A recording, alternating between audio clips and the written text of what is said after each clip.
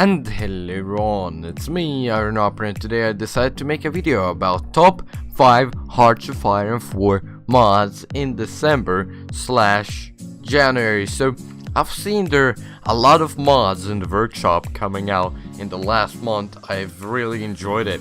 I've enjoyed a lot of mods you guys recommended me, and which I also find out. So I think there's just more and more mods coming out into the community all the time. They're just getting better and better, and yeah, I'm gonna show you, in my opinion, top 5 mods from December and January. So in last video we hit like over 230 likes, and if we would hit 25 likes in this video, that would be absolutely awesome. So guys, if you can hit the like button, that would be awesome.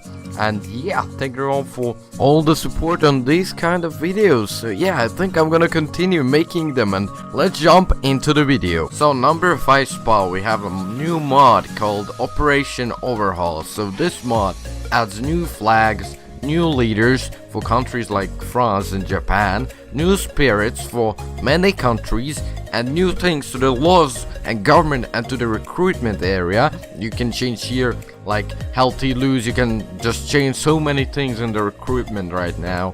And there's new spirits for countries like Sweden. There's a lot of countries with new spirits, like even Norway, Finland, a lot of countries. So, and there's new national focuses, not only spirits.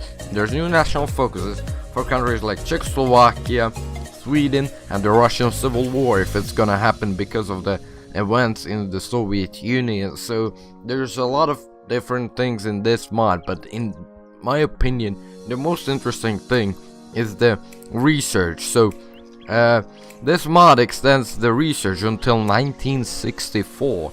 As you can see, there's these anti-tank weapons, more motorized, more different things over here until 1964. So if you want to play a long game, I think you should use this mod, because you can really go a long way in time. You can like play for 25 or something around that, like over 25 years I think. And you can research these infantry service rifles. There's a lot of new equipment, and yeah, I think it's pretty cool. Extends the research to a really long time. So if you want to play a long game and you want some balancing and some changes, I think this mod is pretty good. And it also has some changes to the airspace, I guess, to the air zones in Canada, in the US, and Russia. And it also has some zones where you can't go through, just to balance things off. So if you want some balance and want to play a bit for longer time, I guess this is a good mod for you. So on number 4 spot, we have a mod called Competitive Multiplayer. So this mod allows you to play competitively in 1939, 14th of August. And there are 2 countries which are the Soviet Union and German Reich. Both of these countries are identically same, basically. They have the same ideology, they just have a bit different locations. Both of these countries don't have any spirits, so it's as stable as possible. It's made to be as stable for both players. This meant to be played in multiplayer, or I guess you can compete with the AI. But as you can see, the Soviet Union has 60 divisions, 100 military factories, and 100 civilian factories. If you look at Germany, let's observe Germany. Germany has the same amount of units, same amount of factories, and I think even the same amount of manpower. Yeah, the same amount of manpower also. That's pretty cool. Both of these countries have the same amount of national unity, and they have the same amount of resources, and their laws and government are identically the same. So this is made to be as stable as possible. And there's this country outside called Trade Republic. It's not meant to be played. And yeah, both of these countries have the same amount of research slots also. So if you want to compete with your friend and play against him and see who's better, who's worse, and shit like that, I recommend this mod, because it's pretty good for 1v1 purposes. And as you can see, both of these countries have the same amount of resources. But I thought about one thing. This is a bit unfair in my opinion. Maybe I'm wrong. You can tell me if I'm wrong, but the Soviet Union has all of its resources around Moscow, and while Germany has a lot of its resources like straight on the border with the Soviets. They also have some resources in Berlin, but that's pretty close to the Soviets here, the Romanian, the Hungarian, the Czechoslovakian territories. But the Soviets have hidden all of their resources in Moscow, so that's a pretty interesting city. Not all of it, but most of its resources. So yeah, I guess if you want to play 1v1 against your friend or an AI, this is a pretty good mod to see who's better. On number 3 spot, I decided to put a few Millennium Dawn add-on mods, which are the Polish focus tree for Millennium Dawn Poland, Millennium Dawn Yugoslavia, and Millennium Dawn generals. Most of the generals are for the United States and for Argentina and Brazil and for countries like Russia, I think. So let's look at these focus trees that we have. For Poland, we have a big focus tree, which we actually tried on a stream. In this focus tree, you can go diplomatic focus, go closer with Europe, leave the EU, go with Russia here, go with China, go with NATO, without NATO, make an alliance with Ukraine, with the Baltics, invite Yugoslavia, invite Visegrad, do a lot of things. You can buy Kaliningrad. Here you can go government reform, you can go nationalist, attack Ukraine, attack Russians, attack Germans.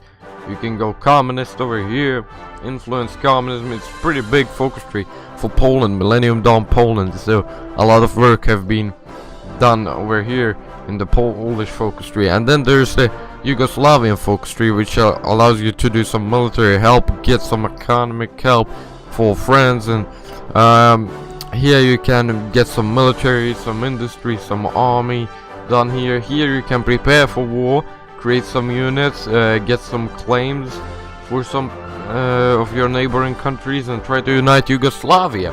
Now let's look at the generals that we have, the new generals. Let's observe, and let's see. Okay, let's pick some units. Let me select the country. Okay, let's see. Let's pick these units and let's look at the generals. You can clearly see here that there's a lot of new generals.